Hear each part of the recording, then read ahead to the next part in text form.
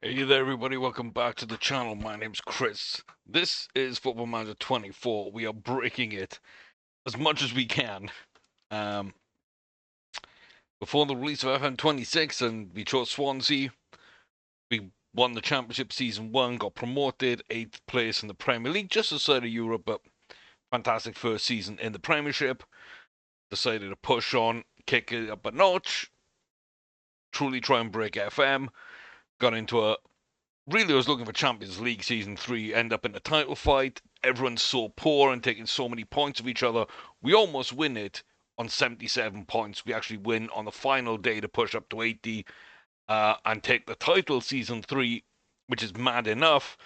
And we just jokingly set a dumb goal of winning the Champions League Season 4 and go ahead and just do that, having to win at the Etihad on the final day of the season to retain our Premier League title, coming from 6-7 points back on Man City throughout the season, who were nowhere near as bad last year as they were the year before. And yeah, then setting up a run in the Champions League, which included playing Arsenal 6 times, once in a cup game, once in the group stage, as you might call it, in the Champions League and the league phase, and then played them in in the 16, I think. Liverpool in the quarterfinals in a doubleheader there, and then PSG, a real tough semi-final. Thought we might be overmatched there, but we just about got ourselves on top.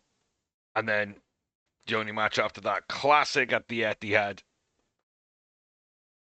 we did get through to Real Madrid in the final. We live commed that as well as the trip to Man City. In the last video, that's what you would have seen. And yeah, heart attacks every few minutes, and I've watched it back just now. Yeah, I mean, it's unbelievable. It really is. And it's tough to watch back without making me smile or making just getting that adrenaline rush again in those key moments. Not even knowing roughly what's coming, seeing how I overreacted to an offside or two from from the medium Mal. Oh, imagine coming from behind, leading against Real Madrid in the Champions League final, potentially about to win your first ever Champions League final, and being so pissed at what Lamine Yamal's been doing over the last couple of minutes, and also like the previous game or two. Subbing him off in that final when he's on an 8.7 is just nuts. It's just nuts, but I'm living in the moment and I'm feeling it, and that's the beauty of FM, is to bring you into those moments, and they can't be replicated very easily. Like that's just but watching it back did take me straight back to the moment, and yeah, invoked some of those same feelings, which is always nice. So yeah, pretty happy. Just like I say, it is difficult to believe it. It is difficult to believe it. So yeah, I want to catch you up then on what's been happening since. We're in September. We've gone through the January. Wow, we've gone through the summer window. Not a ton of business, but I do want to bring you up to date on what's been going on there. Um, so the first thing is then two signings, two midfielders.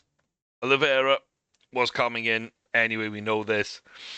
The youngster from Brazil, he's looking okay. He's like starting to develop a lot. Um, yeah, I think he's best suited to go out on loan for this season. I think he's pretty close. He does have a touch of injury proneness about him. I'm not really injury proneness, but like I've seen a couple of knocks on him, and he's already come in and got a knock straight away, which kind of sucks. But he's out for a couple of weeks. Sorry, like 3 months. He's still got a couple of months left of that. But he's already been out like 3-4 weeks or whatever. So he's already been out like 8 weeks. Sorry, well, my brain is just not. I'm not feeling 100%. I haven't been well the last 3 or 4 days. I've been really ill, like feeling like death's door kind of ill. Like almost wanting to go to a hospital kind of feeling ill. But I feel like I'm through the other side of it. It's just, it is affecting my brain kind of badly at the moment, where I'm just not quite connecting dots as quick as I'm used to or want to. So forgive me for that. But no, the kid got a big injury. It's another big injury for us, and we're definitely seeing a lot more crop up. I do think he's got a big future. I think he's almost made for that Mizala attack role for us. Just needs a bit of training, needs some first team football, send him out on loan. But he picks up this injury, so I can't do that now. And yeah, we'll kind of see what he does second half of the season, but I'm really intrigued to see if he develops quickly. He might be forcing his way into the team. Otherwise, it might be this season and next season out on loan before he comes in, which would be a shame because we're running out of goals to fill. Right, it's the FA Cup, a quadruple, an invincible season, and then the impossible task would be the perfect season. If you don't know what the perfect season is, not only aren't you beaten across an entire year, but it's in all competitions. Plus, you can't draw. You've got to win every match, of course. You've got to be perfect. And then if you want to take it a step further than that, you basically shouldn't even concede a goal the entire year. It's next to impossible. If you save scum, maybe you've got a shot at it. Those be 1 or 2 games where you might be there for like 20 minutes loading and saving to get a result. I don't like save scumming for reasons like that. You're probably never going to be happy with any result. And, I think the beauty of FM also is the story. You kind of lose games that you shouldn't, and you win games that you shouldn't. And you have those nail biters. And at the end of last season, we could have been clear at the top of the table. If I was save scumming as well, I probably wouldn't have finished out that Real Madrid match. We were 2-0 down in the opening 18 minutes, I think. Like, that's a perfect candidate to just, like, crash the game and reload, start again. You won't get off to a bad start, right? But yeah, no, we let that play out. We fought, we dug, we lived and breathed every heart attack. And yeah, we came out the other side eventually. And I think that, to me, is FM. And if we'd have lost that game, let's say we got it back to 2-2 and Real Madrid beat me 3-2, I'm still going to feel pretty good because we were dead and buried. We came back. We might feel sorry for ourselves, but like it's a really good reason then to go again next season. I think that's the beauty. Even when it goes against you, there's usually enough positives to kind of put you through. So I wouldn't want to save scum. I understand why some people do, but like I do think that would be the only way to get a perfect season. Because someone's going to score against you. You're going to get a penalty given against you, whether you deserve it or not. It's going to be a corner. There's going to be just someone, one of your former players that hasn't scored in 12 years, has had 2 broken legs. Like, he's had 1 arm amputated. He lost 4 inches after a fridge fell on his head. And yet, 90th minute, last game of the season, corner comes in. He rises above your 6'8" centre-backs and thunderbolt header into the top corner. His first goal in a decade. Like, it happens. Maybe not to that extreme, but it happens. Way too often to feel comfortable. So, perfect season, like true perfect season, no goals against, win every game. Just, yeah. That might be all there is to that. But yeah, Oliveira, I think, just fantastic. And then David Velasco as well, someone I've been watching for a couple of years on and off. And to be honest with you, I thought we were set at defensive midfielder for a while. Then I didn't quite like where we were at defensive midfield, so I started looking. And then I've signed David, and I've spent big money on him, and I think he's worth it for sure. I know it looks like out of all the young midfielders we had, all those attacking midfielders and centre midfielders look really good. The only one that I really love the look of right now is a defensive midfielder too. So yes, it's kind of ebb and flow to how I judge these players, and I might have just signed a player I didn't need, but this is that player. I don't think you can complain about that, right? He's already worth almost 100 million. Um, yeah, an 18-year-old that's probably going to be a top championship player very soon. He's on the fringes of the first team. He's in the second 11 right now. I could loan him out, but I don't think so. He's got some great traits. He's a wonder kid. There's no weaknesses. And there's maybe lacking a few strengths in areas you'd really like, but what he has got, he's got really well. And he has played in a few games for us this season. Not done great. He's done okay in the cup. He's played on the continent, but he's been getting some game time for Valencia's second team, and yeah, I don't think it's a bad signing. But yeah, Oliveira was already something we agreed to like a year and a half ago to 2 years ago, and Velasco more of a newcomer, but big money for the young midfielders, but that's really good. We got a young striker in, we got a young centre back and left back in last season. And then we got a bunch of other good players, like young goalie of the future, as well as a backup goalkeeper and a very interesting midfield player in Bergvall as well. So I kind of liked the way we attacked January and the end of the season. I think that was good. And again, really, even that summer window, Evan Ferguson proved to be probably the signing of the year and of the save so far, just on instant impact and consistent impact. Dom Szoboszlai in midfield was one of the bargains we've had where, 16.5 is super low for someone I thought was going to be a rotation and ends up probably being the key man in the entire midfield with his assists all year.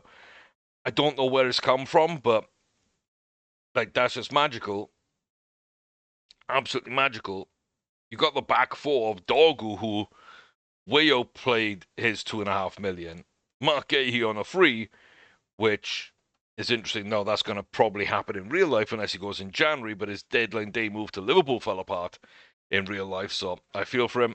I love Mark for his time at Swansea. I think he's turned into a fantastic footballer. He's a consummate professional, and he's a really nice guy who's pretty down to earth too.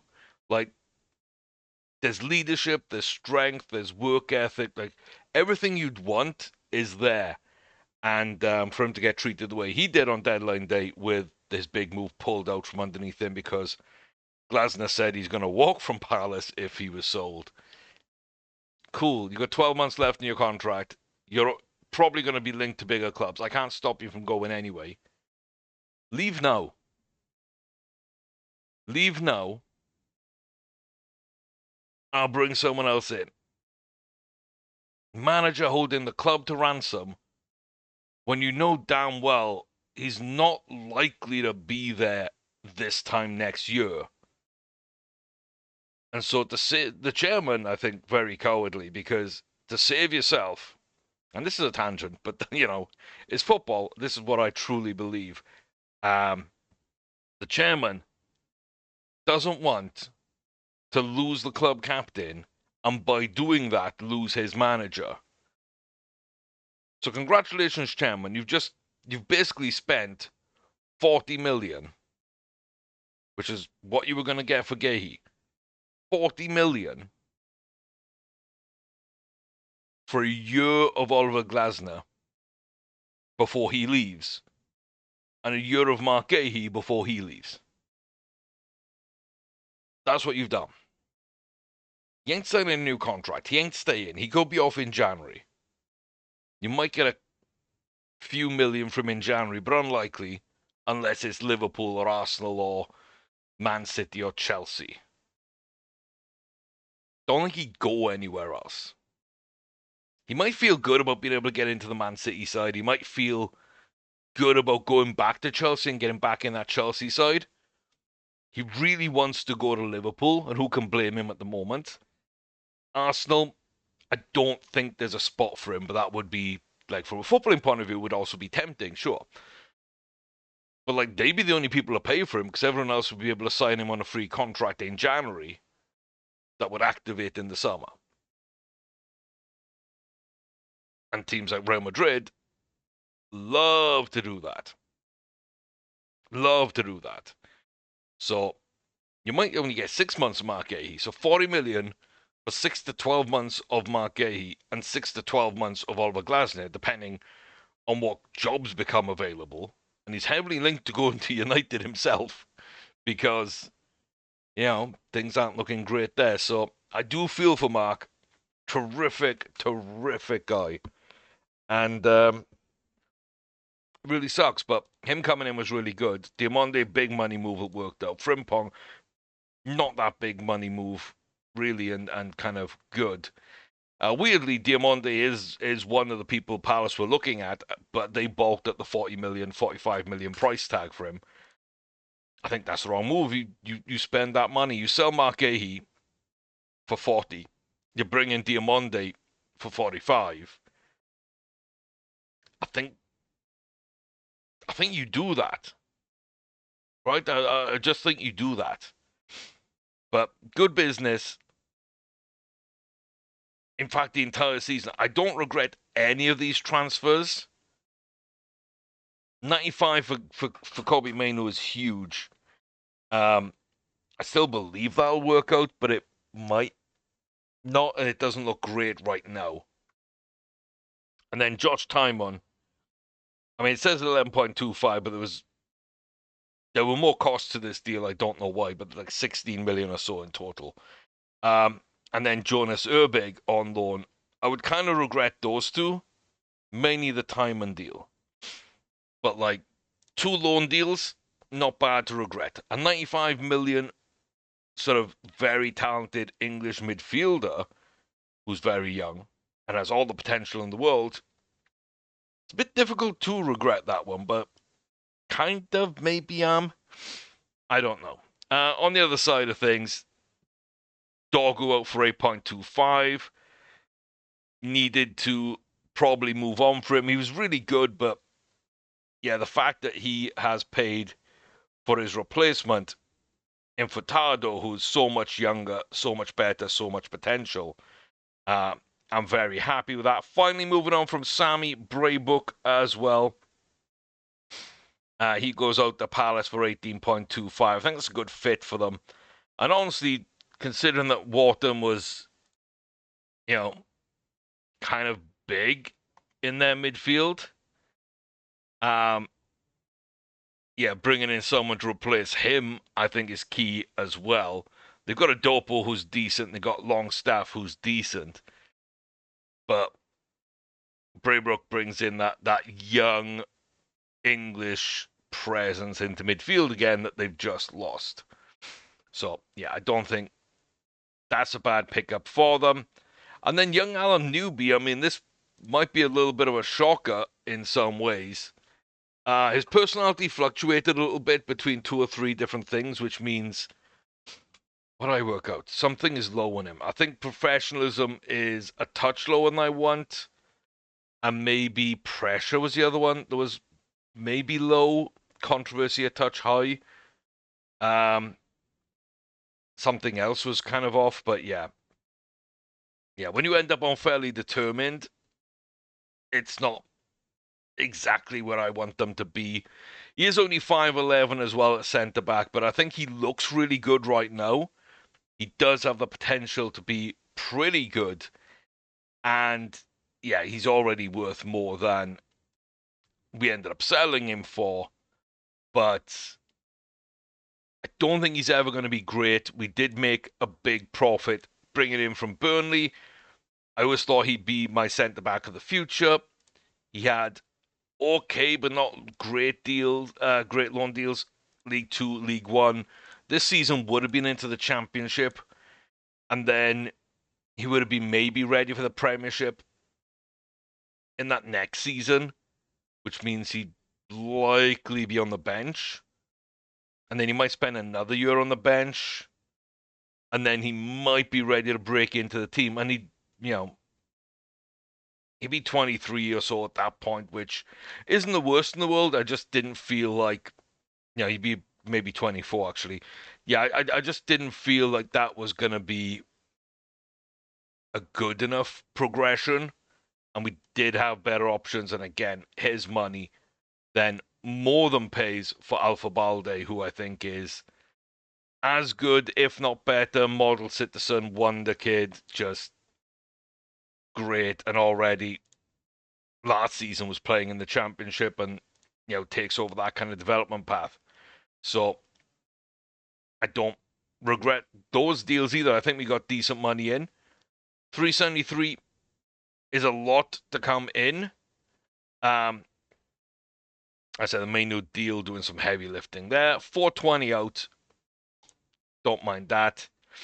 And then this season, the 16.75 for Josh Tymon, which is huge at the end of the season. But I think he got it straight away because I got to go find the deal. It didn't take long. There you go. It took like a month and a bit. But a tiny profit. I wasn't looking for a profit, but a tiny profit on him from Wolves. Like, we immediately transfer listed him and talked to him, and he was very understanding that he was not going to be playing for me at all.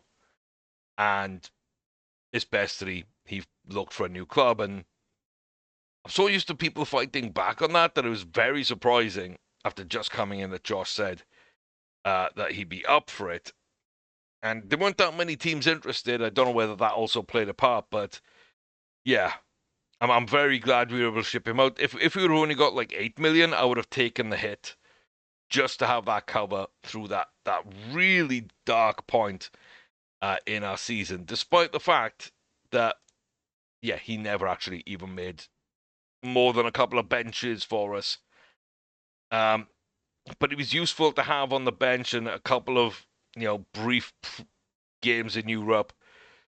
It's a huge price, but you look at it, we made 21 million on the first sale, and now we've made another 1.5 million on the second sale. Yeah, it's not too bad, but a very good player. And at least now he's going to somewhere where it looks like he's wanted. Newcastle, he went as a backup, didn't really even play that much, got a little upset. So happy to bring him back in briefly, as I say, as cover, and then send him to Wolves where he might play more. The other big signing is someone I saw for the first time in detail in the recent game against Liverpool for Arsenal, which is Christian Mosquera. He came on as a sub, and he looked a bit stronger than I thought he would. I've seen a lot of clips. He kind of looks a little lithe, kind of a little thin, ungainly in places in some of the stuff I've seen and some of the highlights and some of the games I've watched of Spanish football in general. But I don't know, in that game he seemed to be very good with his feet and a little stronger than I expected, good in the air. So I think he's going to turn into be an absolutely phenomenal centre-back. Maybe he could play right back, but maybe even a defensive midfielder. He kind of looked like he fit that mold to me a little bit. So kind of nice to have that adaptability. And I'd already picked him up in game before I'd seen that.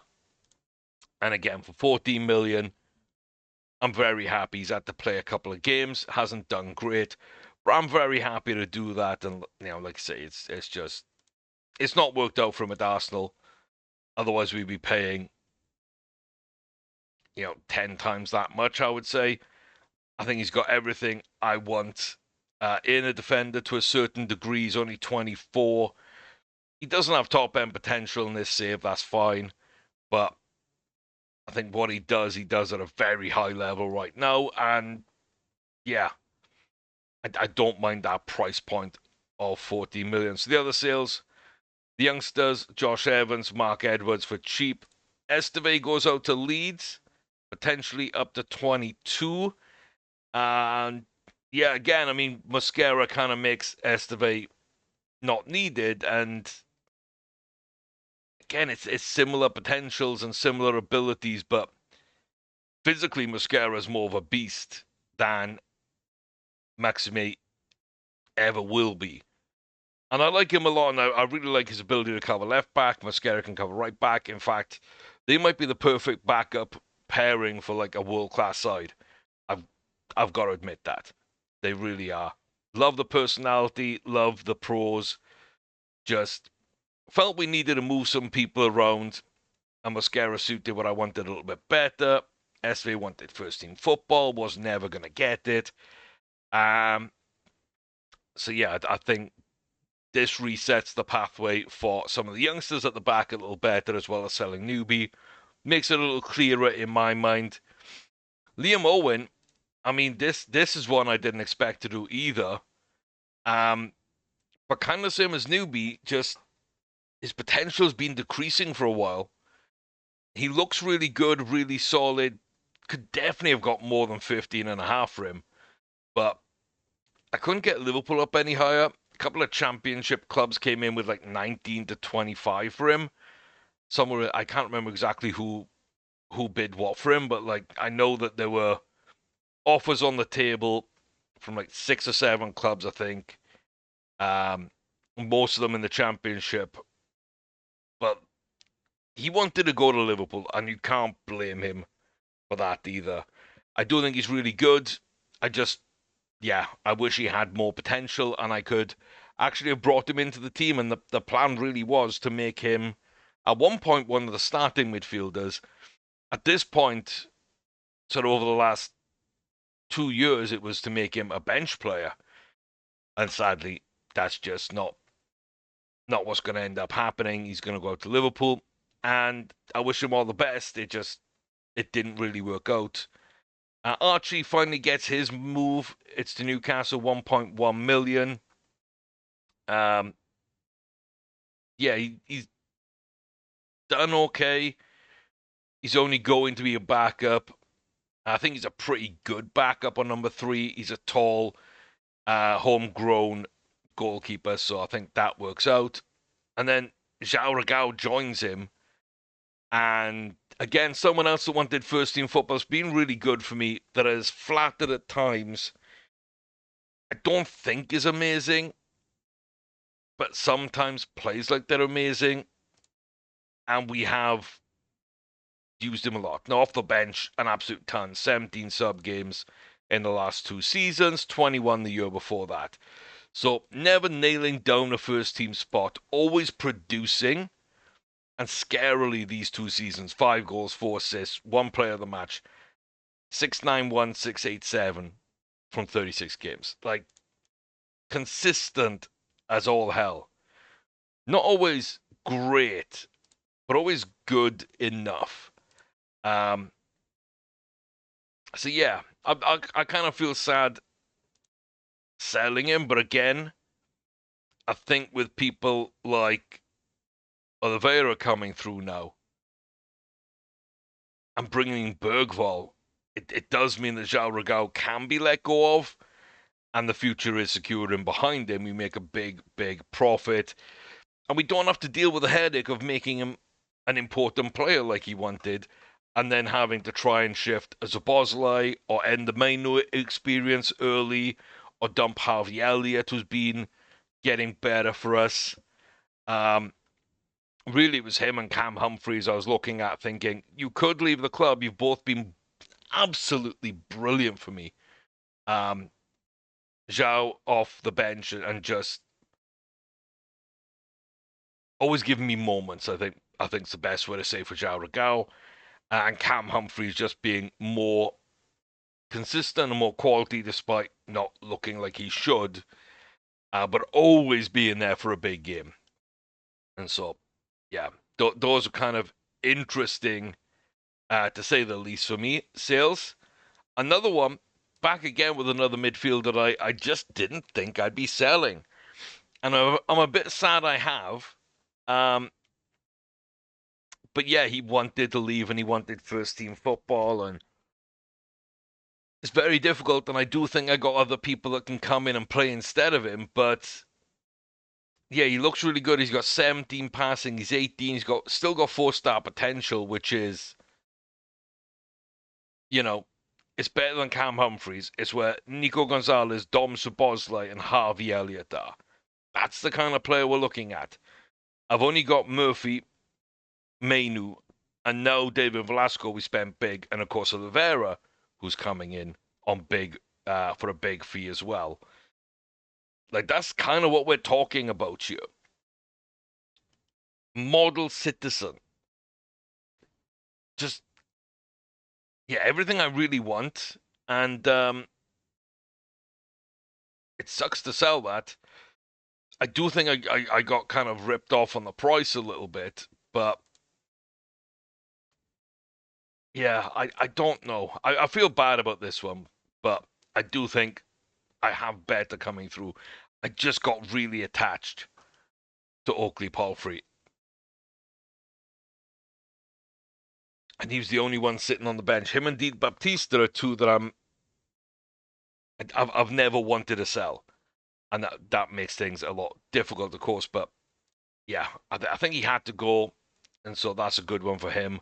Moukoko out. I mean, again, Liverpool seem to be kind of on a bit of a recruitment push. And yeah, we brought him in. He really couldn't break into the team that first season. He didn't score. He didn't look great.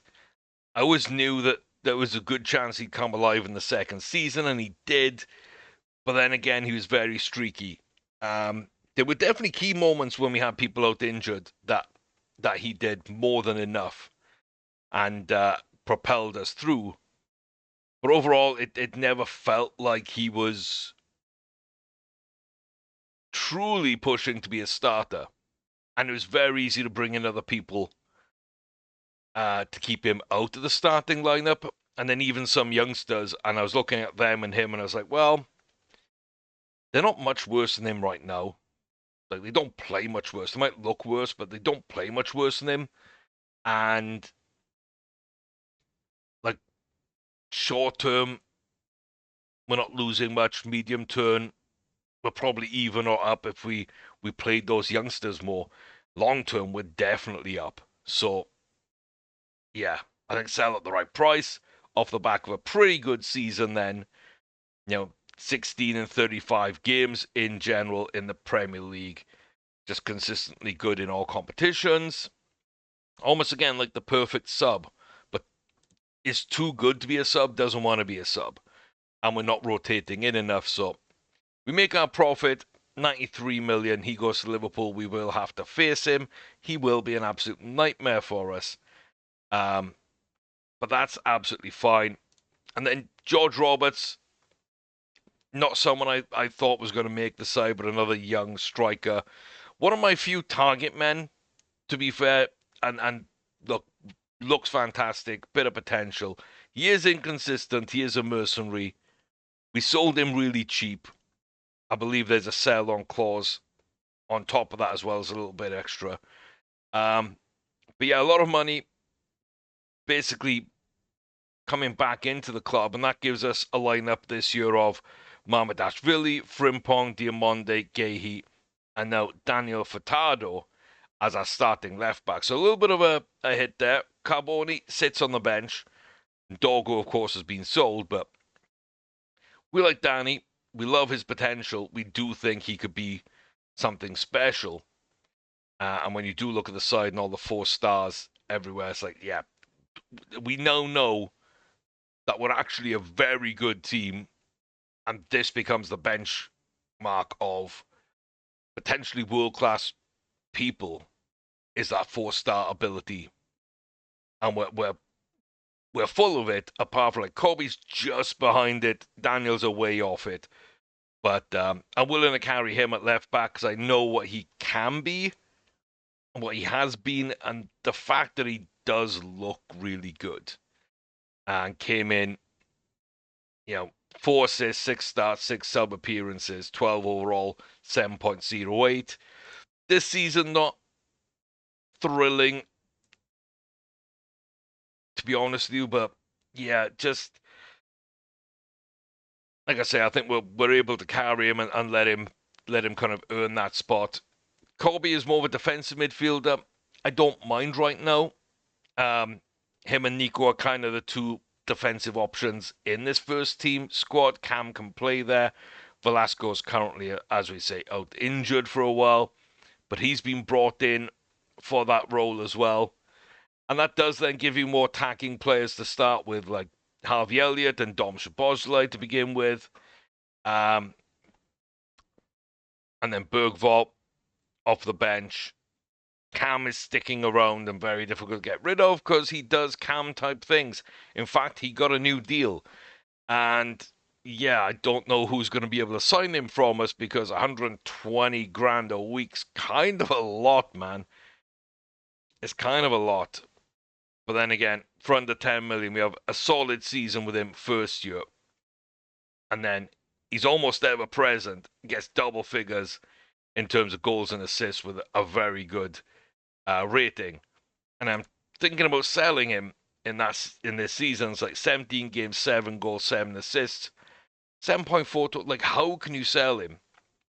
And his impact in the Champions League final. And then this season rolls along. I'm like, yeah, he doesn't look great right now either.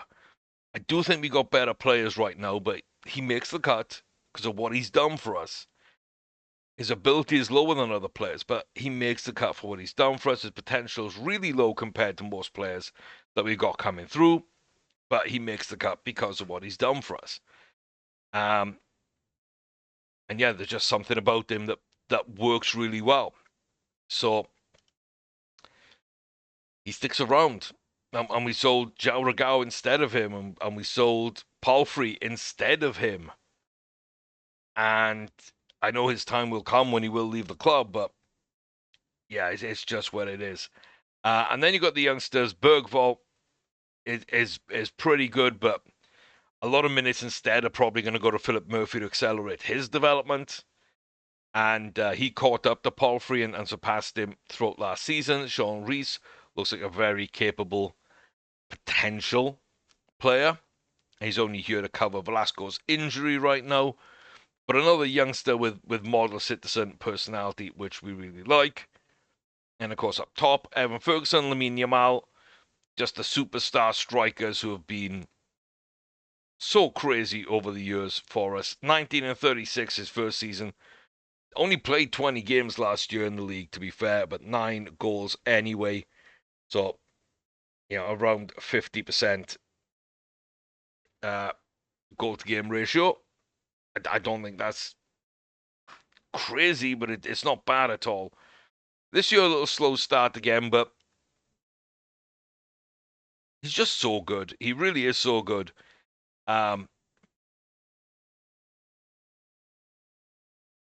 Okay, Liverpool won. Yeah, Liverpool on a bit of a madness at the moment. I've got to say, Liverpool are on a little bit of a madness right now this season. They could be scary. But so can we. And then we got Luke Coxall, who I'm still kind of thinking could be a very good player. I'm not quite as convinced he's going to be a monster as I was when I signed him. I think he did decently in his first year, but the league didn't really go his way. Now, this season is a lot better, and he is still young, but yeah, I was kind of expecting him to be like such a nightmare that I'd have to sell Evan Ferguson, but then he had the season he had last year, which is just something that's like They're totally unexpected, and I just can't sign off on selling him, even again with another fairly, ineffectual start to the season in places. But that was kind of what I was expecting to do, just have a year of Ferguson and then sell him on. But yeah, Coxwell hasn't really pushed for a starting gig right now. And then right in behind him, Emran Shaley, I think, could potentially end up being better. He's got slightly higher potential. And some of the early things I wanted to see from Coxwell, I'm actually seeing from Shaley. So I don't know. That's a weird one. Callum King, just a little call up because we had an extra spot on the bench for this game. He looks quite decent, 6'6", and kind of is the main reason that I felt comfortable getting rid of Newbie, because him and Di Baptista could be pretty good, to be honest with you, as centre-back pairing of the future. I do kind of think that's good. And yeah, Trafford, Mosquera, we've talked about Carboni. We know quite well. Kennelly might not be right back of the future. I don't know. It's interesting with a little bit lower potential than the rest of the actual great. So I definitely think there's a better option out there. At the same time, he's so good at what he does. He doesn't need to be spectacular. And if there is a position that we don't need the best in the world, it's definitely the fullbacks. So yeah, little question mark there on who we've got coming in, who we got coming through. Should we buy someone or not? I don't know exactly what direction we want to go in. Yeah, I'm not really sure. And then Di Baptista is just holding his potential. He's kind of slow. Don't think he ever will be quick enough for what I really want, but just he's being good all around. I just think he hasn't developed quite as quickly as I wanted. And that does worry me that this is false potential and he's actually going to cap out at 3.5 stars or something. Because I would have expected someone else to have really developed a bit more over this time. Even though he hasn't had a ton of game time, last year I think he was given a lot more opportunities in a lot of competitions. He's never played great. He's never done too much. But I do think he can be good for the future. It's just that Callum King, who's never looked as good as him, is suddenly the exact same ability and potential and doesn't look any worse than him in game, but has a touch more speed about him. So yeah, that's an interesting one. And then when you look at it, Andre we brought in for big money. Haywood's just come through the academy, one of the best that's there. There wasn't much else. Again, though, not a ton at right back. Not that much at left back either. Ben Reynolds probably a centre back, but is really short. Well, he's not really short, but he's 5'10". It's just I don't know if there's a place for him at left back. Because Luke Griffiths looks like he's kind of gonna be the backup left back. He's should be going on loan this season again. And Balde's going on loan, and he could be Di Baptista's replacement at the back, alongside Welsh. I think could make some sense. Kind of makes sense to me. Carl Smith, his potential is rubber banded all over the place, but looks really high. He's only 17. He looks pretty good. Won a bunch of caps for Wales. I definitely think next season he'll be in the first team. Gwang Suk, again, potential bouncing between 3 and 4. Still looks pretty good. Is he going to make it? I don't know.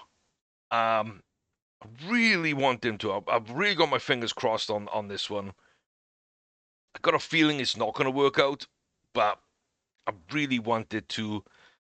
Gethin might make it. I doubt it.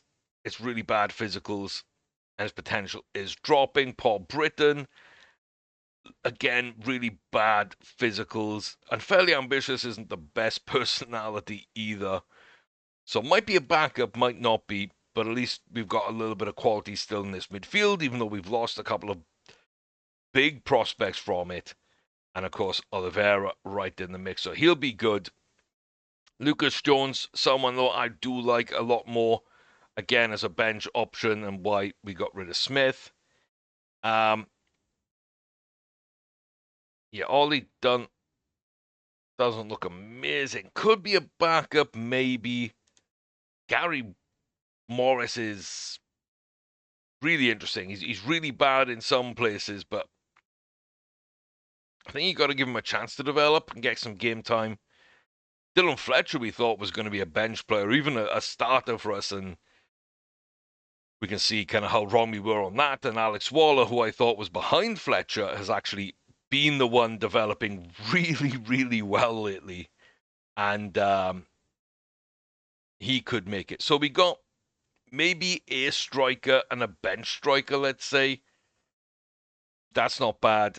That gives us a lot for the future. And then we've got 2 starters and maybe a bench player in center midfield. And then we've got a defensive midfielder. We've got a couple of left back options. Maybe a starter at center back. Goalie, we've got our future number 1 and backup, possibly. And just not a lot of right backs. So, yeah, Frimpong for a couple of years. Canelli, we might find someone else. But I like where the squad is. I think it's in a good place, to be honest with you. So early on this season, beat Palace in the Community Shield. Beat Man City through an early goal by Lamine Yamal. Things look really good at this point. Tough fight against AC Milan. I didn't really think, they would be that good, but yeah, I don't know.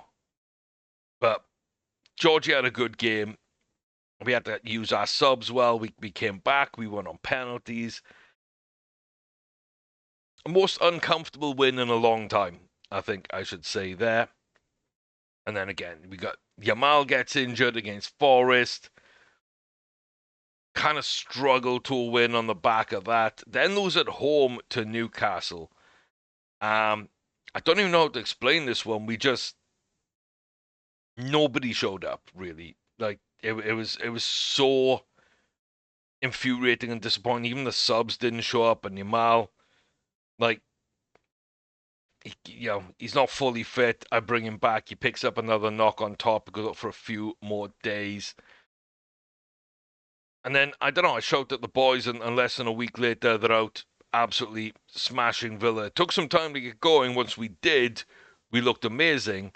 Ollie Watkins, just an absolute nightmare. We go 3-0 up, he just scores one. And then we go 4-1 up, and I think it's comfortable, and then he scores late on, and yeah. At that point, I honestly forgot that it was 4-1. I thought it was 3-1. So it felt like he'd scored, and then maybe they'd have one more attack to snatch a point. It kind of felt like momentum was building in that direction. So I probably panicked a little more than I should have. But yeah, it didn't feel like we were right. And then Cam comes in and scores, and Shaley comes in and gets a goal late. In the cup, just B team taking the pressure off the first team. First clean sheet since Man City in the first league game. And then, Leeds, I think, kind of paid the price for a lot of that. But again, at the back, we're not great, and it's because we got Mosquera and Di Battista back there. I think we're lacking a lot of leadership, and we're struggling without people at the back. But fitness has been a huge issue start of the season. Too many knocks, too many little things here and there. Big win over Maccabi Haifa. And again, Luke Oxel back-to-back games where he scores a double. And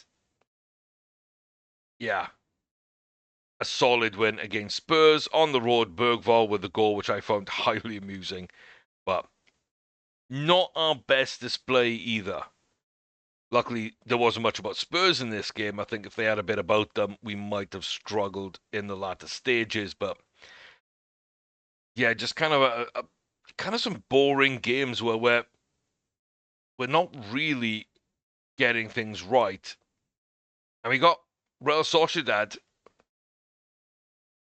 in a tough one, maybe, in the Champions League away from home.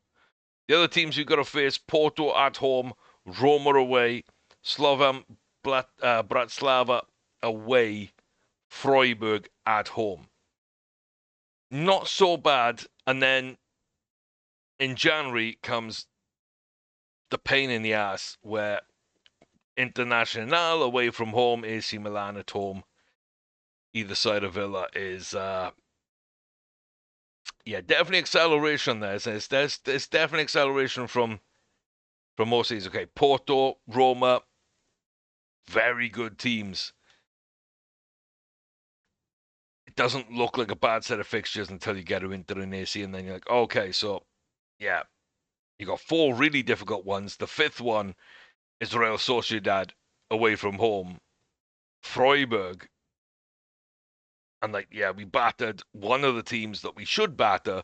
We got Slovan Bratislava away from home. We could win quite convincingly, but yeah, it certainly doesn't look as good in that case. And dumping out Leicester, we get Everton. I don't hate it. Would have preferred a home game. After Sociedad, it will be Chelsea. Then Norwich away isn't too bad, but we're in and out of the Champions League and the cup here throughout the rest of these games, and we got United. We got Liverpool, we got United. West Ham, Burnley away is going to be tricky for us to break them down, and Bournemouth away could be tricky as well. And then it's not too bad. One thing I will say is that our final 3 games aren't so bad, and Arsenal away is probably our last difficult game. Towards the end of April. But you look at the run we've got in March forward.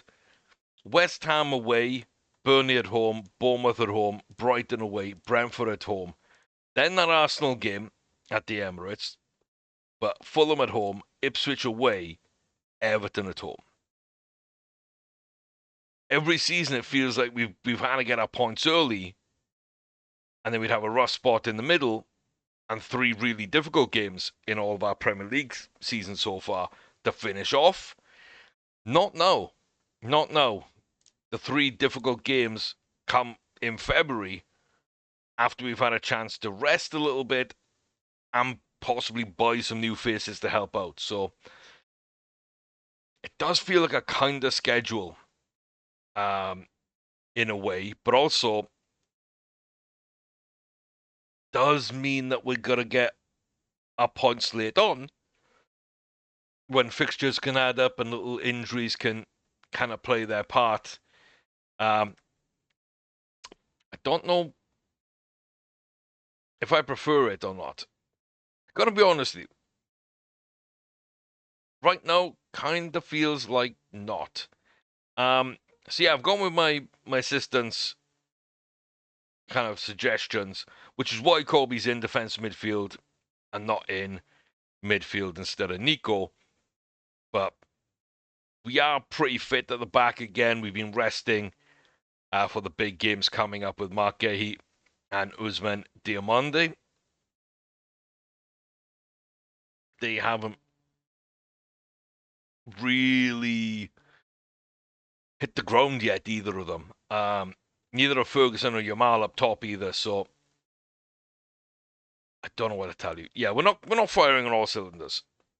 I think that's kind of the best way to say it. But we are going to go into this one then, a quick little live com to end things off. If you are enjoying, please do hit that like button, smash that subscribe, leave a comment, let me know how you feel as well. But yeah, they got Gades in instead of Mendes. I think that makes sense. I do think that makes sense.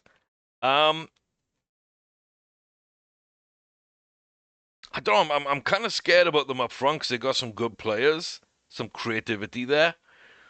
But I do think that defense is built rather well, and it might be more difficult for us to break them down without overplaying our hand and being hit on the counter.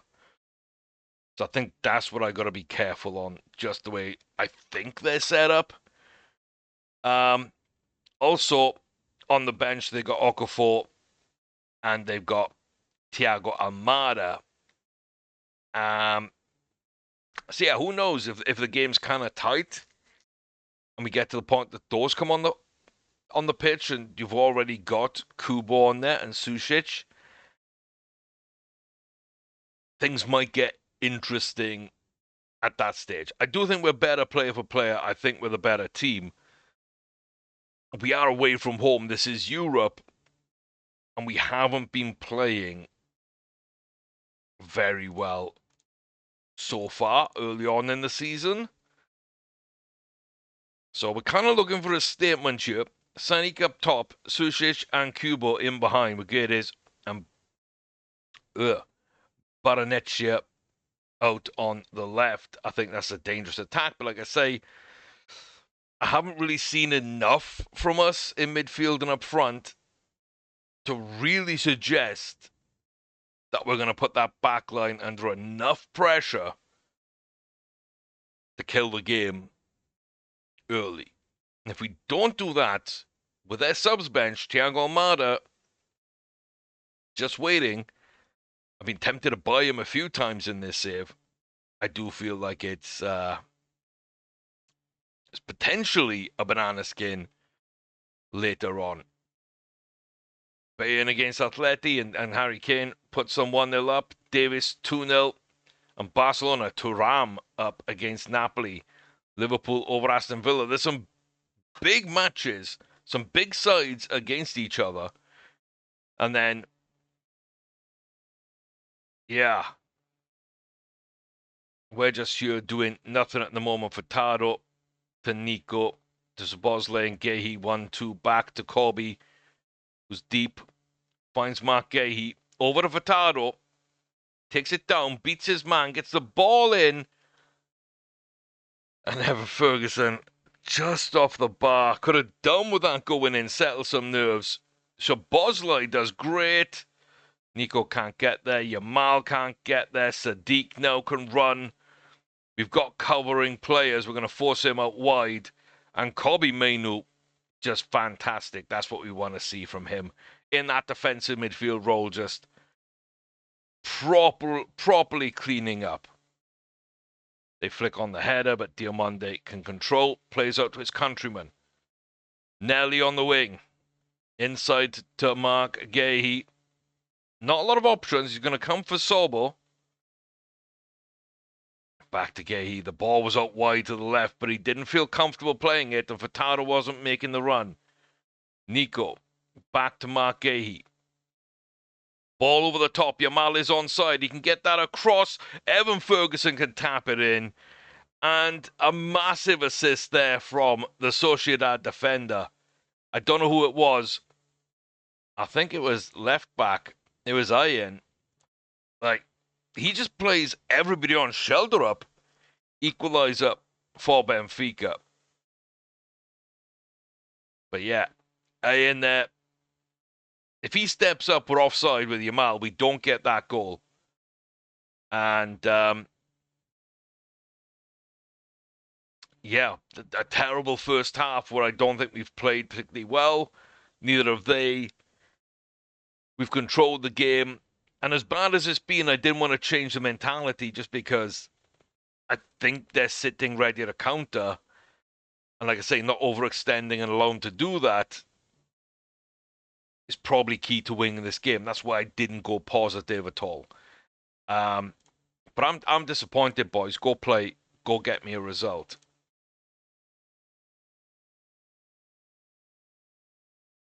And we'll see kind of how they respond. Now, Koundé with an own goal, and Napoli suddenly are up at Barcelona. Despite going 1-0 down, they pulled it back. Absolutely phenomenal from them. Oh, I really thought that was gonna get caught there. He's dropping deep. Michele is gonna play it across the defense. Anderson up to Ahen. Sušić. This is where they're kind of dangerous when they're running inside. But Diamonde's gone all the way out wide for him. Does really well there. Evan Ferguson, he does lose it. Javi Elliott to Nico Gonzalez, who's a mile offside. Mile offside.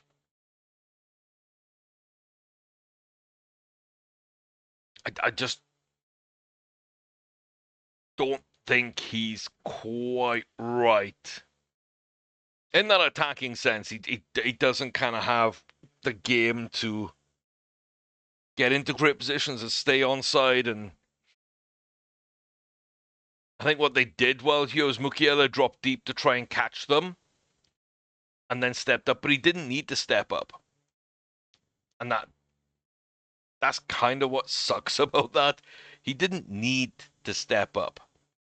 I'm going to go up to positive now because I don't like the fact that it looks like they're attacking and now we're coming in because we're counter-attacking. Sušić to Sadiq.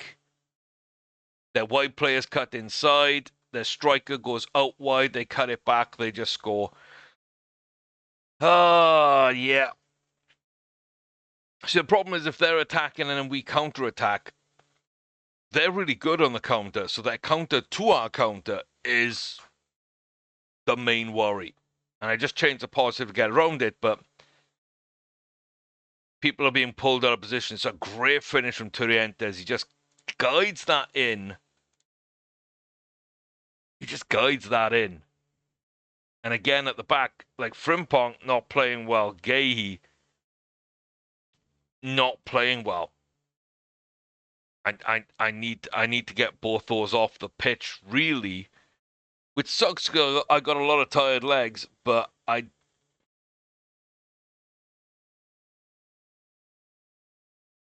don't know what else I can do there. I don't know what else I can do.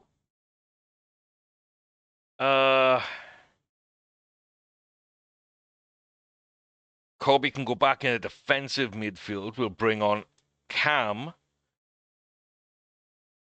And I'll play Murphy in midfield. Give us some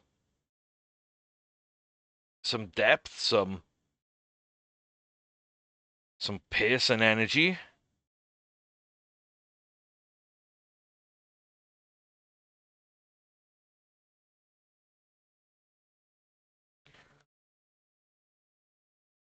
Maybe we leave that like that from that right now. Try and take advantage of them.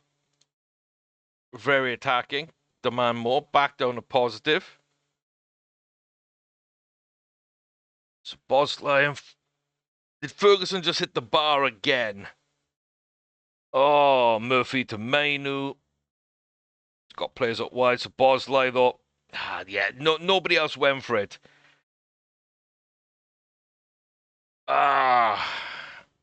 Nobody else went for it. Let's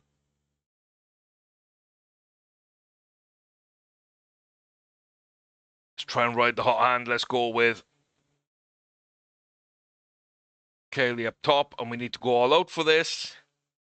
Especially if they score here, because the game's done at that point anyway. Good ball. Murphy can't get there. Put some pressure on him. Stop backing off them. Go put pressure. Make them play it long. Win that second ball. No, that's not what you want to do there.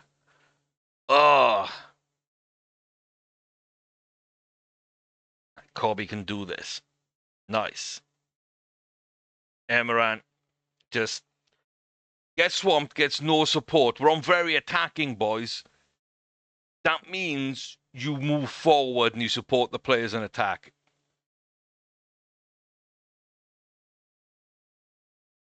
Bosley and Emran's offside. He's offside. It's a lovely finish, but he is offside.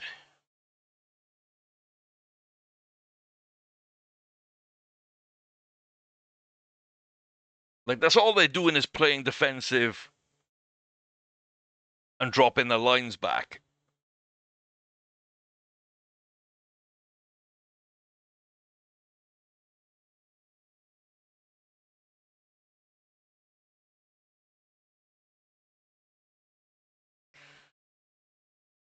That's all they're doing. They're trying to catch us.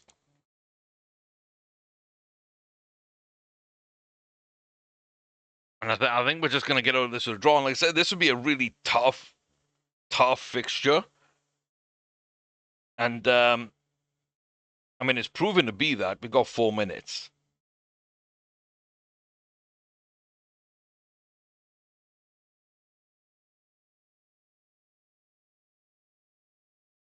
We got a chance to do something. And, yeah, working it kind of deep there.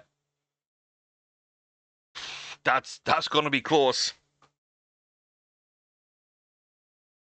That's going to be close. I'm not so worried about Cam. I was really worried about Humphreys, but yeah, I mean, if you're going to just play offside trap against me, then I'm playing 2 false nines, and screw you. We're going to steal it to the death. Because an offside trap doesn't deserve to beat me just for the sake of beating me. And we win the mentality battle. We notice the one thing that is stopping our players from doing anything up front with a couple of offside goals in a game we pretty much dominated. And that small little change was enough for us to just steal it at the death. And who's the one that's the focal point of that?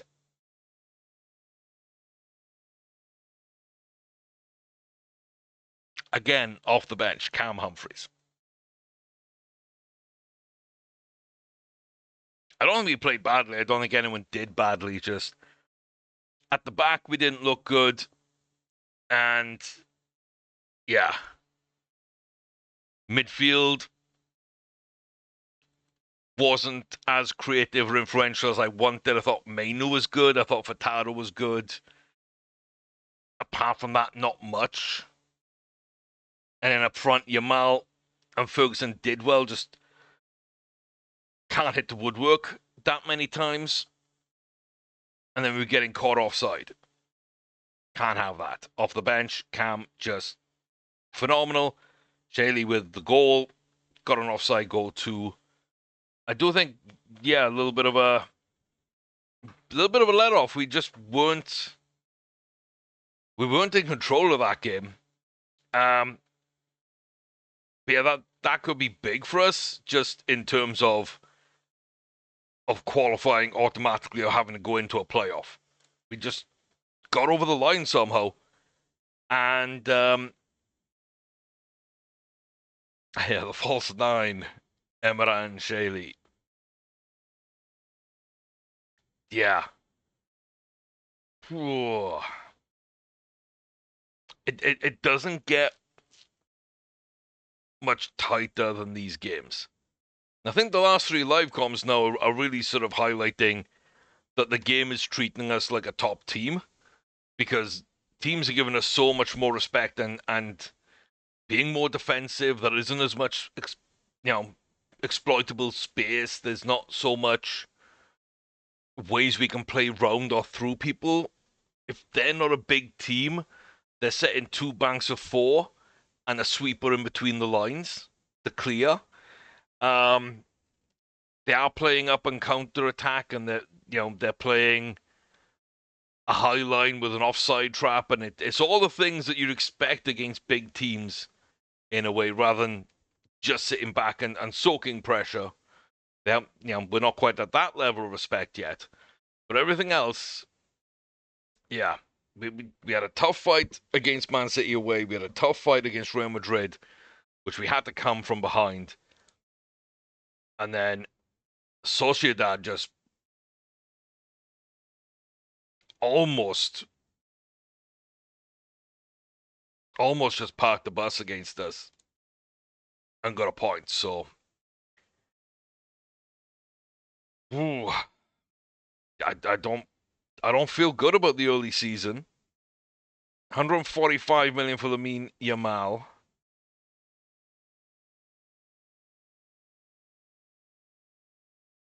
The way things are going, tail end of last season, start this season, I'm not sure how against selling Yamal I would be. I just don't think I can give him to Liverpool.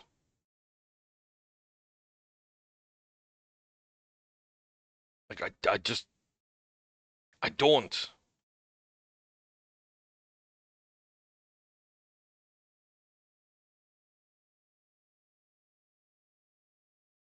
Like I think that would be crazy. I think that would be crazy. Wirtz, Salah, Rodrigo, Ekatike. That's their front four right now. They've got Dork, Chiesa. They've got Jaden Dans. They brought in David Martinez. They've now got Jack Lewis, which is someone I've liked the look of, and not quite sure he's good enough for me. I'm kind of tempted if they don't think he's got a spot. He is Welsh. He could be someone we bring in, maybe. Gakpo's gone out on loan, is listed for 63. And if Man City win the league, then they pay 70 million for him. So don't worry about that, Cody. You'll still get to choose because they're not winning the league. Not if I got anything to do with it. And then they got Moukoko, who they've just brought in from us for 93 million. They got Henry Torres, who's a good youngster. So a couple of good youngsters they've bought in. A couple of good youngsters coming through anyway. Big money signing Moukoko to replace Gakpo. They still have Dork and Chiesa. And they still have Wirtz, Ekatike, Salah, and Rodrigo. Rodrigo might be going to PSG. Potentially. Yeah, okay, I see what's happening here. I see what's happening. It's not so much they're loading up. But they might lose Hugo and Rodrigo. And if they lose Hugo and Rodrigo, they spend big to get Moukoko in as their striker. And Yamal might come in as their new left winger. I think that's what that is. I think that's what that is. And this is probably Salah's last season. He's actually got another year on his deal after that. But yeah. They might be ready to put Dork right wing, Yamal left wing, Moukoko up top, Wirtz in behind with McAllister. You can kind of see the plan to a certain degree, I think. You can kind of see the plan. And Gamoa's there as well. Yeah. Brought in Rafael Luiz. They got Trey Neone. That's what it kind of feels like for Vrancic as well. It's kind of what it feels like.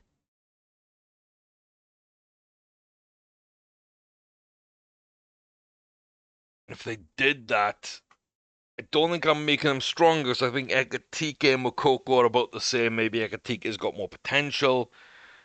Yamal and Rodrigo are very similar. Yamal's probably got a touch more potential. I'm not making them any stronger. I'm just not allowing them to be worse. Yeah, let me know how you would handle that. But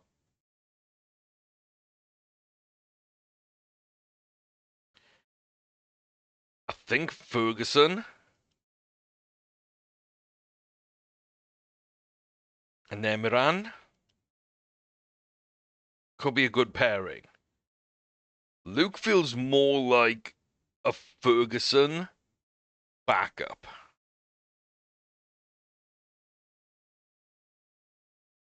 I don't know why. Perhaps just the way they're built kind of similarly, and if I'm picking one of those, I'm picking Ferguson. Can they both play up top together? Probably. I think that would be fine. But if I did that, I'd have these three. Who else would I have?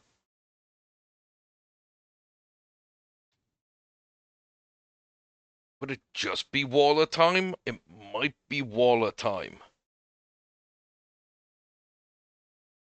Gary Wallace is my fifth striker. I don't love that. We might have to look elsewhere. I think one thing I didn't say also is I did find an Argentine, and we've had an Argentine anyway. We've had Carboni, but I was on about Argentine regions. Tomas Zayden from Belgrano looks like utterly, utterly demonic. He's going to cost 18 million to bring in. Um, yeah, I think he's phenomenal. Potentially at least. So yeah, we'll kind of see exactly what we can do with him. But I think that's about everything I can do. I've just had a new deal myself.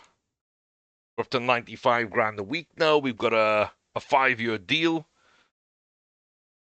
And I get 200 grand for winning the Champions League, which I think is just going to come out of our budget. So not the best thing in the world to have, but hey, it is what it is. We're absolutely loaded on money again. We're actually at our new high point after those sales. So we could go out and do something dumb and bring in a fantastic striker, especially if we are going to get rid of Lamine Yamal. We want to freshen things up. We want to change things. And I think my two main targets for that would be Hugo Ekitike, which I would think, it is really kind of fun and interesting to do that way. And then I can never quite remember the spelling. I think I always want to call him Victor, but it's Vita Roque, isn't it? Yeah. I honestly think those are the only two I'd really be interested in terms of replacing Yamal.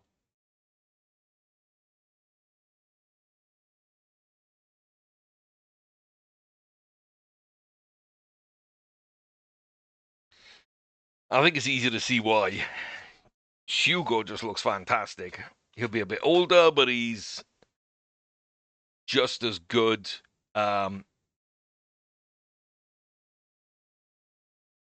Yeah, physically kind of a very similar matchup. A little less pace, a little more stamina, strength, much better in the air, which doesn't really matter, but it would also give me him and Ferguson would give me two like 6'2" strikers that are good on the ground, good in the air, bit of pace, yada yada, good movement, good work rate as well from Hugo.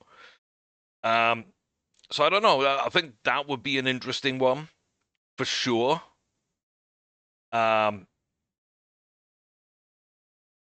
definitely do think that is an interesting one for sure. And then this one, again, I don't really have a report on, but I think we're getting very similar ages. I do feel like we lose a little more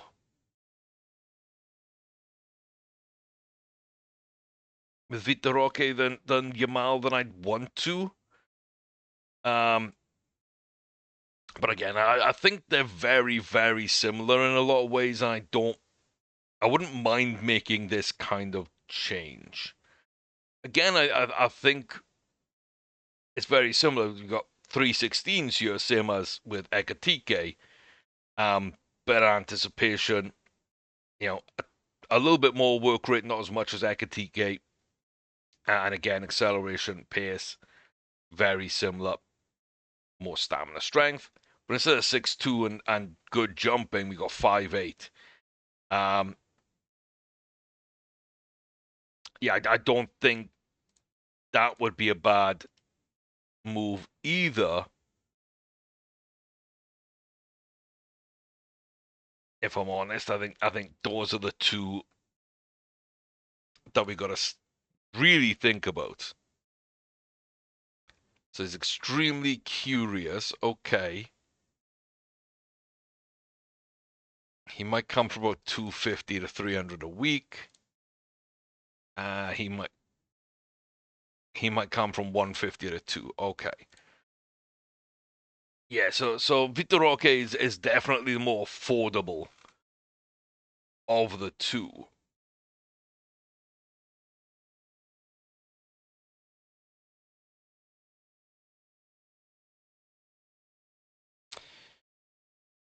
Yeah, I'm just wondering if it's worth sending him out on loan this season and bringing in Roque in January no matter what.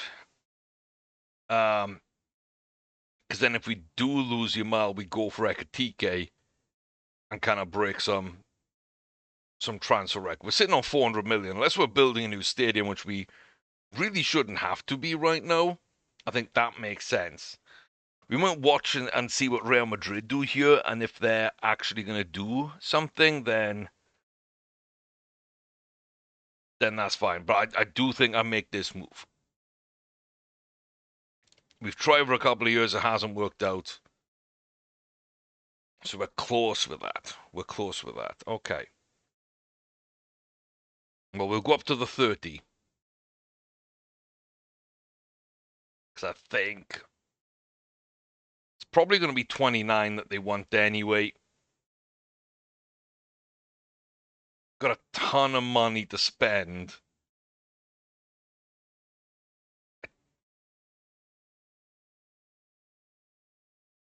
And the board want more. Okay, okay. They're gonna let it go through. They're gonna let it go through. I'm sorry, but like 30 million for a strike of that quality is kind of a no-brainer. It'll kind of be a no-brainer. And I'm just letting training play out the way it wants to play out right now as well.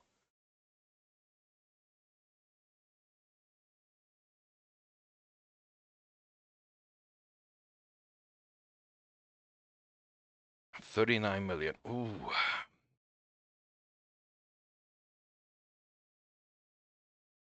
Oh, we've got great training again. We've got great training. We've got 3 players out of 10, 2 of which are strikers, and I'm out here trying to sign a striker I don't really need. Philip Murphy on 7.05 is the worst trainer. I do think that it's the right move to make, bringing in Vitor Roque.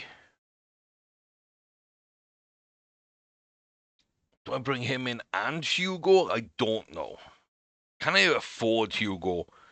Maybe not, because the value probably isn't really there.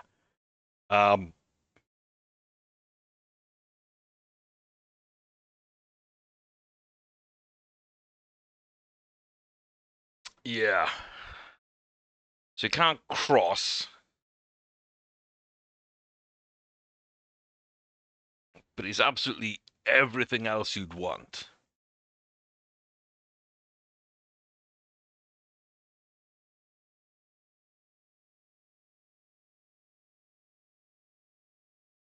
Doesn't speak English, can't jump.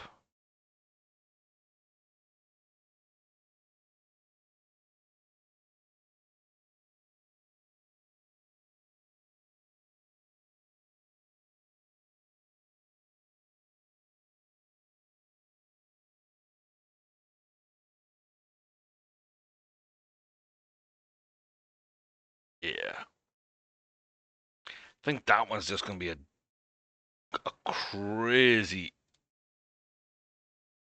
crazy deal to try and get over the line.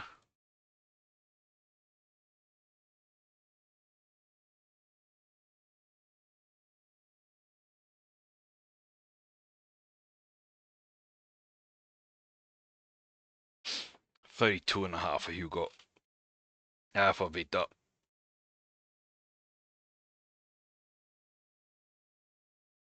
Okay, went away, played the Chelsea game. Won. Fairly convincingly. Ferguson scored. Cox off the bench scored. It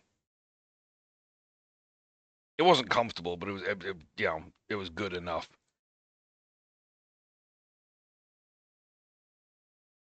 And then we're gonna have to lie to you.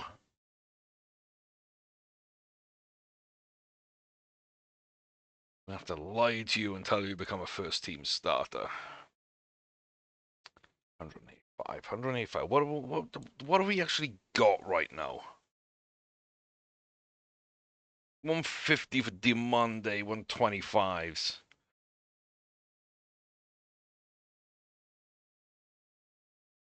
I mean, we're Premier League champions. We're Champions League winners.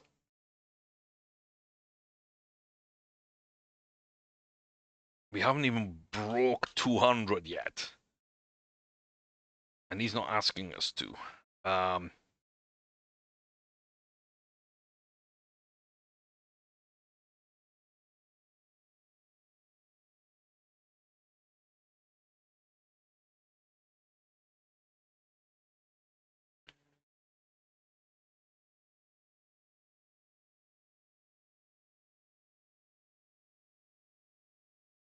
Yeah, I mean, if you're going to be doing stuff like that, I'm just going to not negotiate with you anymore. Give him the 200.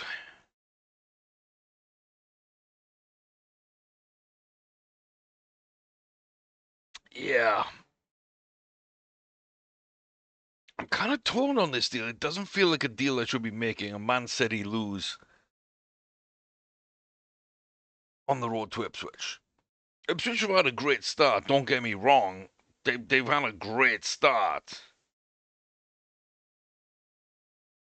But I didn't expect Man City and Chelsea to be having this kind of start. And it feels kind of like a couple of seasons ago when we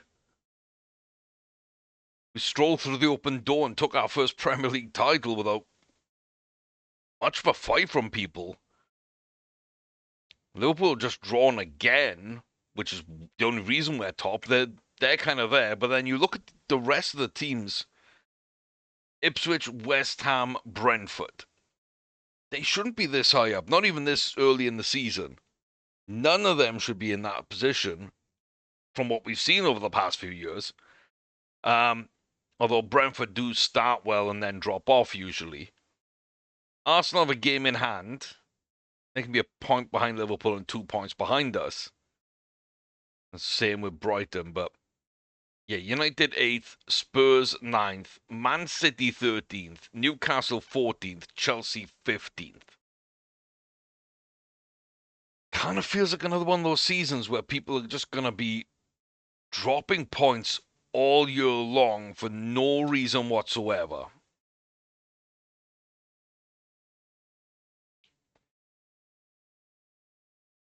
And we could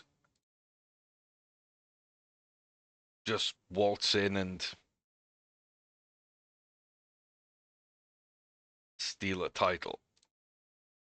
I think this is just going to take the full 300 to get Hugo. Big win for Arsenal over Newcastle.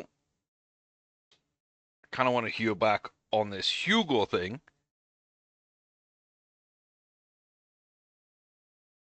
So yeah, I'd have to go for the full 300 million to land an Ekatike. A top wage is 275. He'd want 325.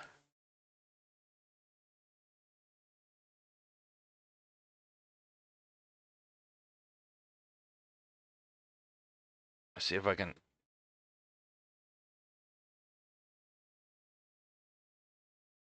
get this into a position I like something.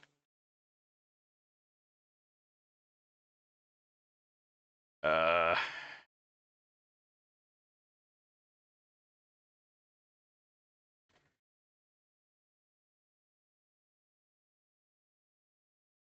mean, I gotta lock that one in.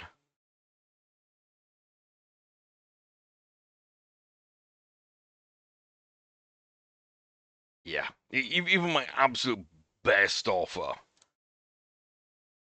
just couldn't land Hugo because the club he's at, the fact he's happy, the fact that they love him, the fact he's been so good, and the fact that they're giving him a bumper contract. I don't blame them. I don't blame him. It's just kind of been the one striker I've looked at a lot and really been impressed with in game and really been impressed with in real life. And I thought we might have an outside chance. But I'd probably not want to pay more than like 120 for him. It's going to be more than double that to land him. And then we couldn't really afford him. With 400 million in the bank,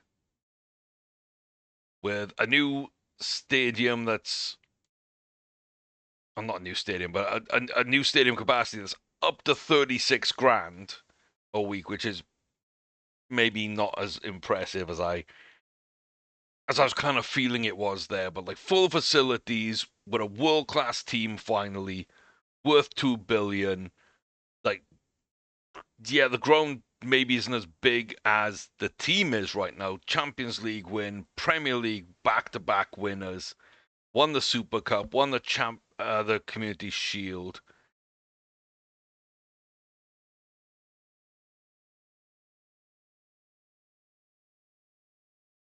But even with all that, we still can't put a deal together that would actually be able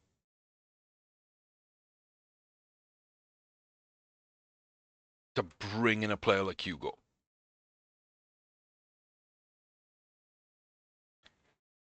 And he's got 4 years on his deal, so yeah, there's no way I could get him. Meanwhile, Vitor has kind of got a year and a half left on his deal. Wants to leave, is affordable. I was going to say wouldn't break our wage budget. He would. Well, not a wage budget, but he'd break our wage structure. But I do feel he's an absolute monster to bring in for cheap. And if I can double my money on Yamal, that means I got Ferguson for free. And this 32.5 million for Vitor Roque is kind of what we sold Liam Cullen to Everton for, I believe. So that's kind of crazy. And just when I'm doing this, like, my strikers are coming alive and Coxell is starting to score goals and play for England and scored on his debut.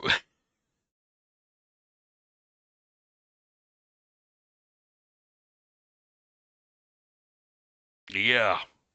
Yeah. Like, mm-hmm.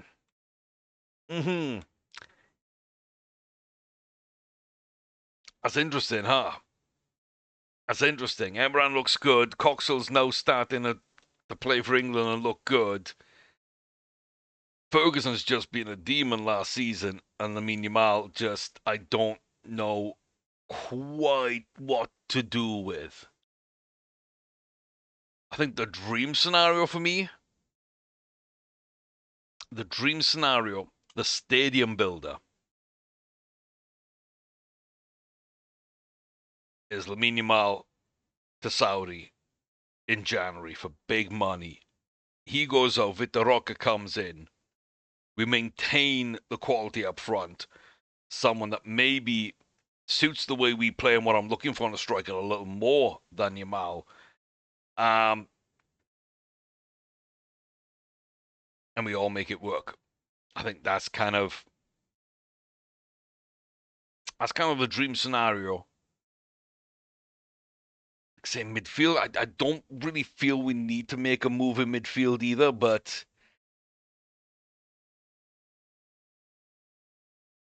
I would actually love a superstar in there, and I don't feel we've quite got a superstar in there. Kobe Manu might grow into that. Nico Gonzalez is limited, but he is our best player in midfield. I do wonder if there's a player out there we could go get that would be that superstar midfielder for us. I don't think so. Left back, I think we've got the superstar of the future. Right back is a big question. Centre back, we're really good now, and we're going to be great in the future. Georgie's great. Trafford's good backup. We should have a goalie of the future. Yeah, I don't know. Yeah. Yamal out, and then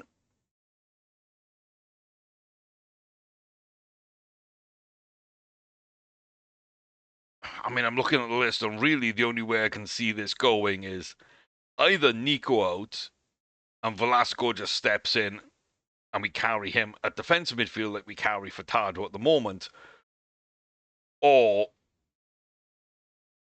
we sell Szoboszlai and bring in a superstar to play in midfield and really elevate this team. Maybe Mamadashvili, but like who would be better than these players that would want to join us?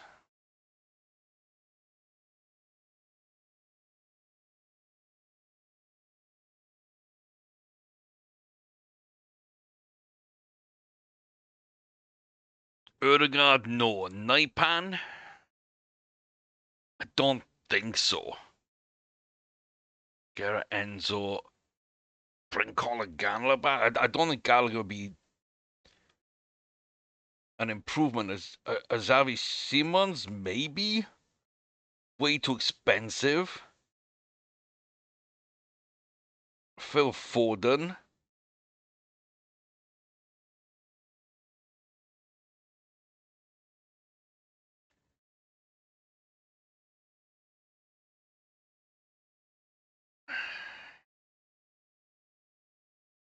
I mean, that's the thing. That this is who it would take, right? This is who it would take. Kone,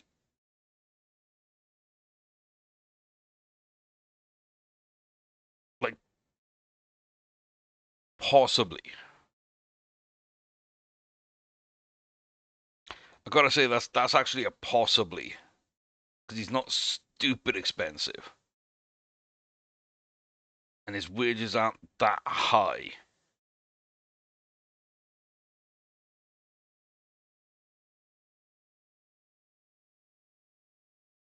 I don't love any of these other options. I gotta be honest, you like Wirtz would be easily top of that list. I just don't really think he's there.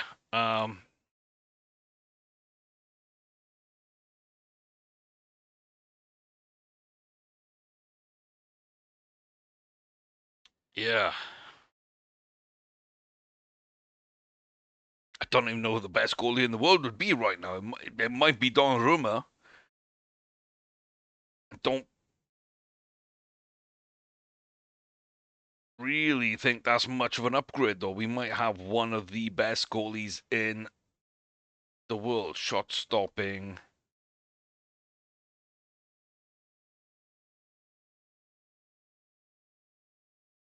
Yeah, it might be.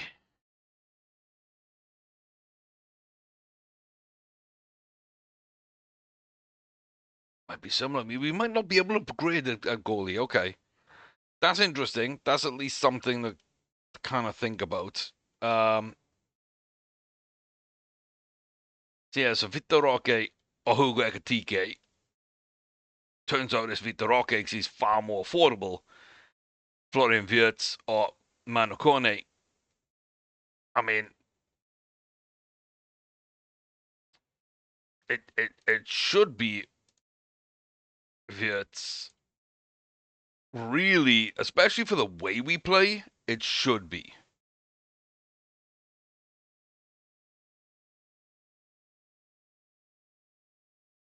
It's an interesting discussion, for sure.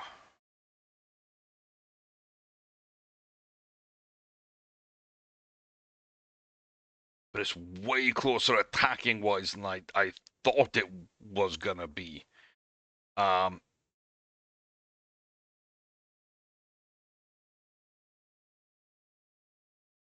Way closer.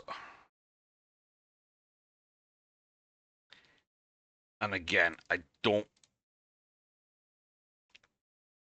really think that Liverpool are gonna sell to us.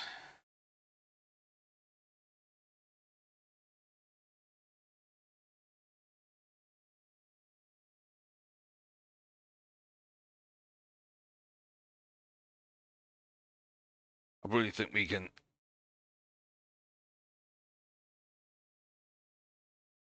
make that work. I was afraid that was going to go over 100 million and just kind of stay there. Okay, it is. Ooh.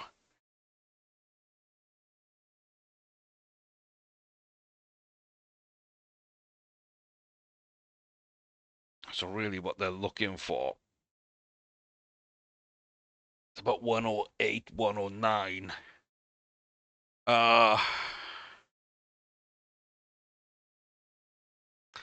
Don't want to pay that. I do not want to pay that.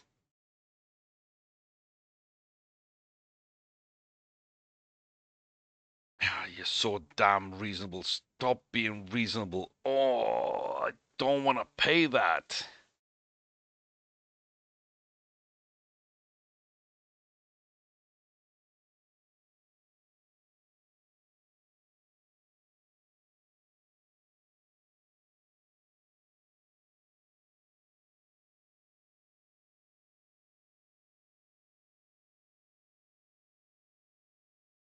So, so damn reasonable for a monster player, really. Um, if I was to replace Dom with you, he's better at corners, he's better at crossing, he's slightly better at finishing, he's better at free kicks, he's better at penalties. So he's a better set piece player. And he can shoot a little better. He's a better leader, a little bit of a better teamwork. He's a little bit fitter naturally, he's got a little bit more pace about him. Gets murdered on nearly everything.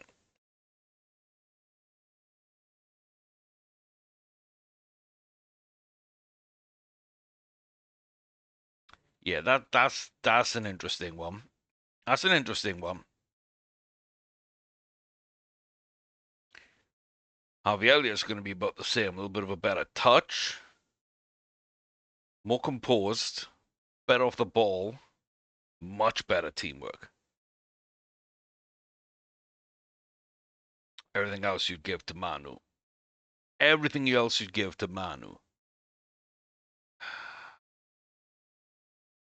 Uh, huh.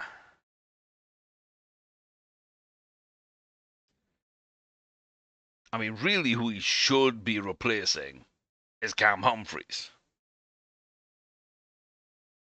And again, a set piece in with a bit of a finishing, leadership, a touch of balance.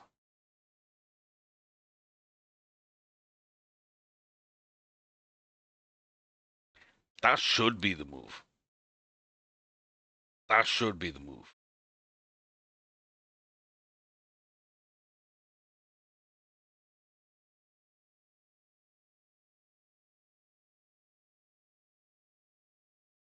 Like it should work out no matter who we are choosing to replace with Manu. A little bit of fight back on Nico here. Touch more positioning.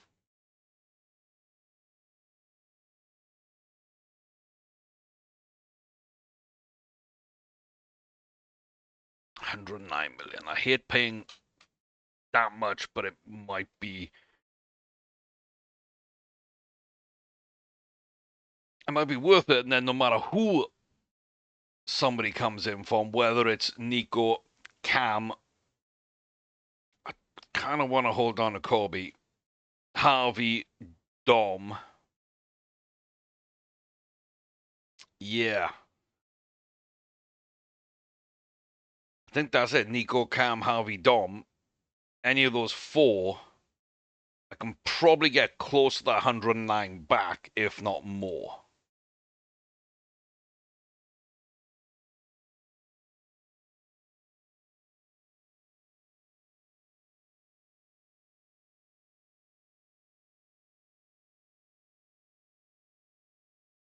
I wonder what the market is for Lucas Bergvall. He's young, he's a model citizen, but he doesn't have that 4-star potential. I wonder what the market is for him.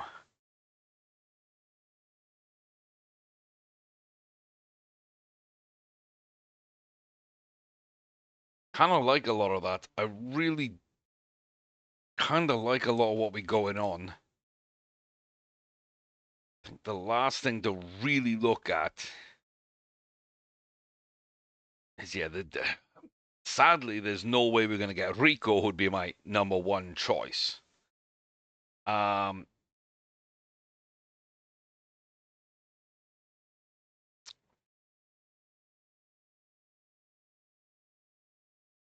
tons with potential, which is good. Let's get all the teenagers re-scouted. You're probably the best right back in the game for your age. Apart from Rico, who will get another scout report on, but we don't have the money to really do. Yeah, I don't think there's a way we can land some of these players. I don't think it. So Manu and Vitor Roque, less than 150 million the pair. I think it's fine. Realistically, Yamal pays for both of them. And that allows us to sell a midfielder into pure profit. And puts us close to where we want to be for a new stadium in a year or so. Not having a fickle player.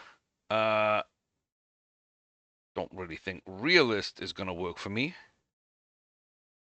Perfectionist is okay. Spirited's fine. Driven isn't the best, but it's fine.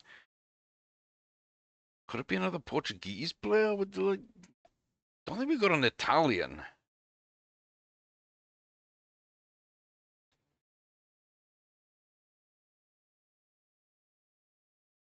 No Italians. Couple of Argentinians. Possibly none by the end of this season. Until Zayden comes in. 4 players from Italy. You don't have an Italian passport.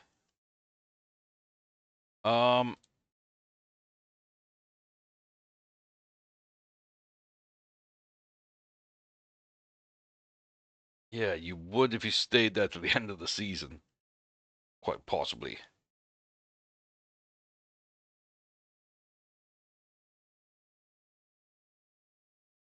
That's a ton of money. Not sure if I'm doing the right thing there or not, but hey, have your say. As always, comment section down below.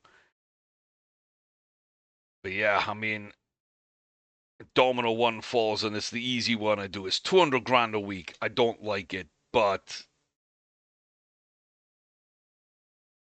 it's that real quality. Mascara gets his call up. Andre playing out in Brazil. Yeah, I'm kind of in this weird headspace now with this, where we've hit all the goals really we can hit, right? There's all the high goals have been hit. We've won the Champions League. We've defended the Premier League. It's now just like what we can win from here on out. And I mean, I guess at this stage, it would be things like Invincible, which we've already lost this season, and then just win everything, which we could easily do because we won the Community Shield and Super Cup. So if we defend the Champions League and go for the three-peat in the Premier League, win the Carabao Cup, and win the FA Cup, it's not out of the realms of possibility since what we've done last season. We're starting to sign players or think about signing players that can kind of put us in that mix. Even Zayden, I mean,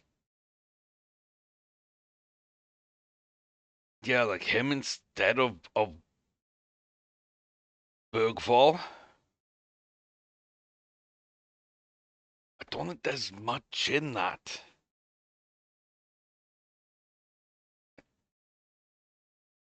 A little bit less vision and jumping. A couple of points less than first touch. But yeah, Bergvall doesn't have much that Zayden doesn't already have. And Zayden's got a ton more potential. It's 5 years younger. And it's going to be a quarter of the profit I make on Bergvall, probably.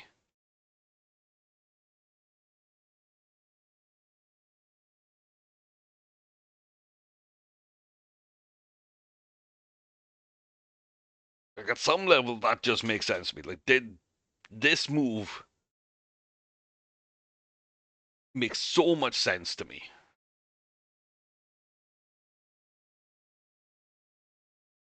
The Kone move doesn't make as much sense. He's just such a fantastic player that I don't know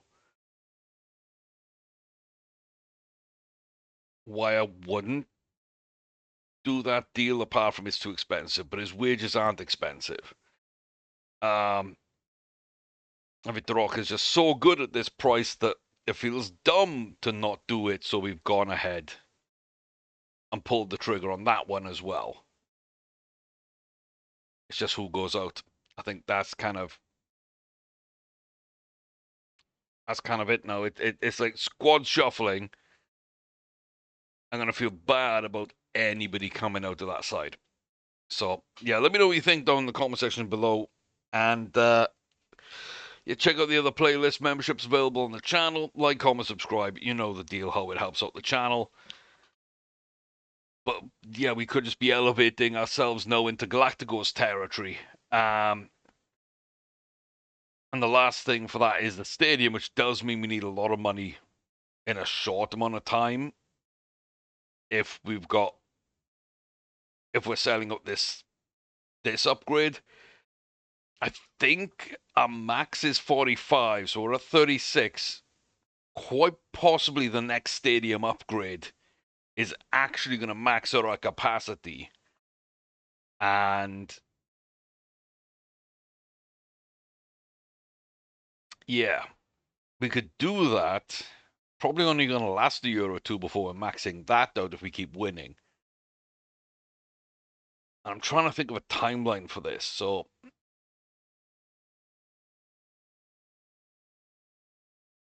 at the end of my current contract, 2032, we might then be in a place to ask for a new stadium. We've got plenty of time to get that money, and I fully expect us to have a ton of money at that point. However, if we don't ask for a stadium upgrade, we just ask for a new stadium to be built, depending on how much it costs, and I've got this figure in my head of like a 40 to 50,000 seat stadium, potential to grow up to like maybe 80 plus. I'm thinking somewhere around 650 million.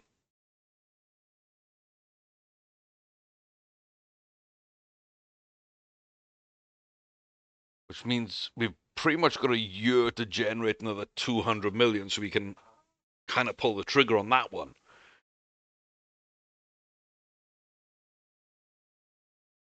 And I think we can do it. I think the Kone deal might help us, but it also hurts that goal.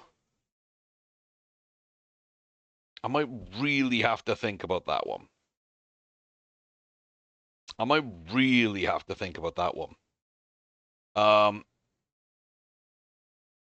So if we don't bring him in, we line up to sell Bergvall by the end of the year, because we know we've got Zayden coming in, we know we've got Oliveira. We can accept a big bid on a couple of midfielders and feel comfortable with who we've got coming in and off the bench. We can get rid of Yamal now we know Victor Roque is coming in. We can get big money there. And we can easily clear 200 million by this time next year. So, yeah, like, comment, subscribe. Let me know how you feel about this whole thing. I'm going to go away, think about it some more. But until then, take care, stay safe. All the very best to you. We'll come back with another live com, and yeah, just continue to try and win as much as we can and dominate as much as we can to end up with just this set of Galacticos at Swansea. And just really kind of, we're getting into the territory of not breaking the game, but breaking my mind now. So I'll see you in the next one. See you very soon, guys. But let me know what you think. Does this feel right? Does Kone feel right? Does Roque feel right? I'm not so sure. On Victor Roque, we're going to see. I think the price point's right. Kone, 109 million after 95 of Kobe Mainu. It's not really me. Have your say.